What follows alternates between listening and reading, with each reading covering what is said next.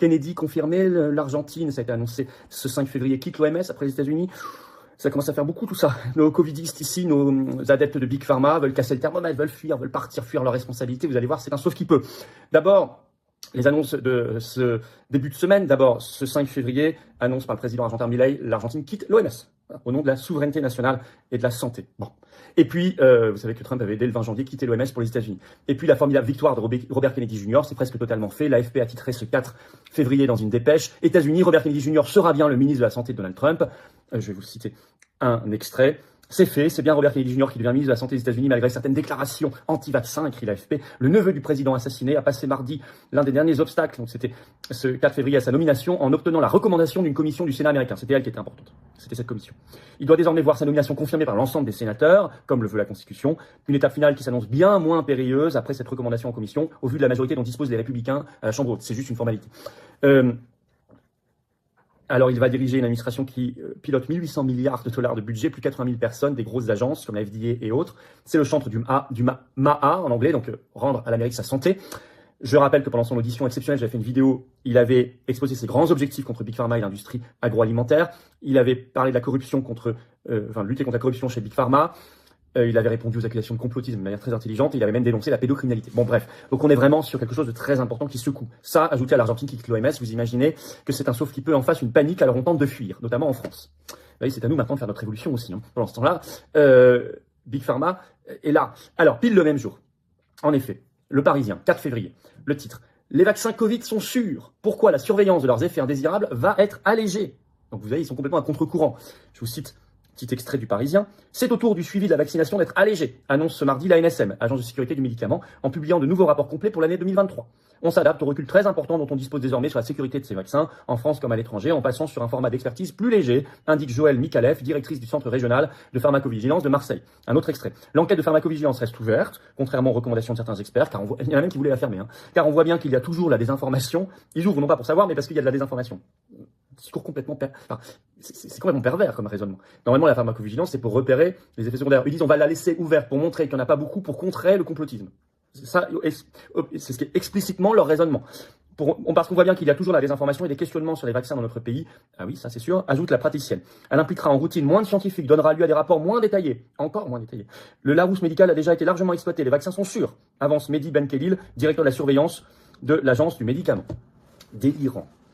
C'est quand même... Imaginez, je vous avais rapporté cet article de CNews ce 29 janvier, c'est pas vieux, qui révélait justement que pour la première fois en France, il y avait une reconnaissance officielle par la justice d'un lien entre une injection ARN messager Covid et une maladie auto-immune très rare et très grave. Allez voir ma vidéo, donc c'est pas le moment de faire ça. Et puis au même moment, vous avez un autre signe que ça tente de fuir.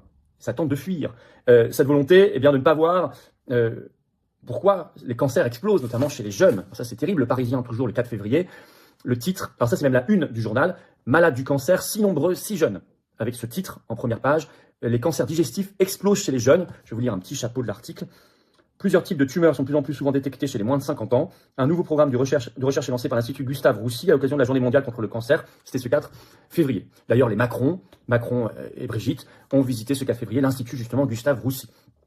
Alors, c'est une tendance plus ancienne, le rajeunissement des cancers. C'est pas simplement depuis les injections ARN messager, mais si vous regardez les courbes, il y a eu une accélération justement ces dernières années. Donc, il faut peut-être se poser des questions. Alors, vous avez quand même des... Mais non.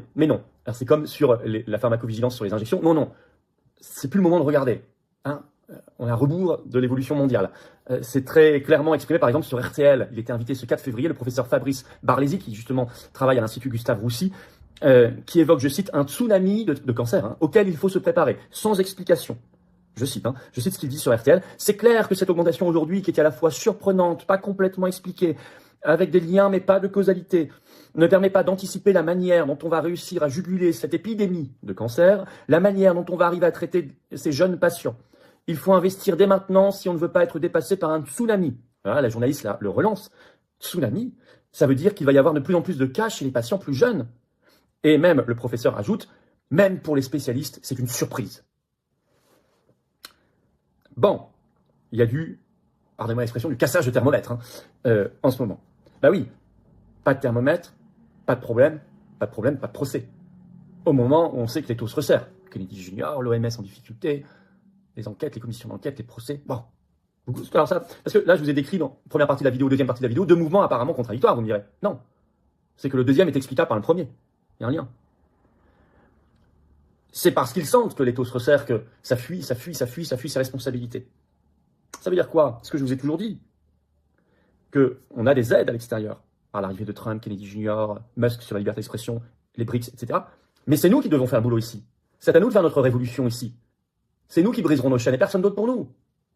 Alors, c'est bien qu'ils se démasquent en face, c'est bien que Big Pharma se démasque, c'est bien que les covidistes se démasquent, c'est très bien.